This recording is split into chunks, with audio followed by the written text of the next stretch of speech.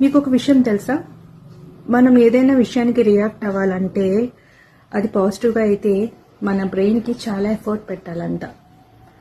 అదే నెగిటివ్గా రియాక్ట్ అవ్వాలంటే మన బ్రెయిన్కి అసలు ఎఫర్టే పెట్టవసరం లేదంట. అందుకేనేమో ఏదైనా విషయం చెప్పిన వెంటనే మనం వెంటనే నెగిటివ్గా ఆలోచిస్తాం కానీ పాజిటివ్గా ఆలోచించాం.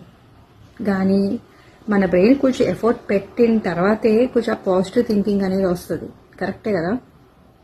సో ఈసారి నుంచి మీకు ఏ విషయం అన్నా మీరు విన్నాదో లేదంటే దేనికైనా రియాక్ట్ అవ్వాలో అనుకుంటే నెగిటివ్గా రియాక్ట్ అవుతారా, పాజిటివ్గా రియాక్ట్ అవుతారా?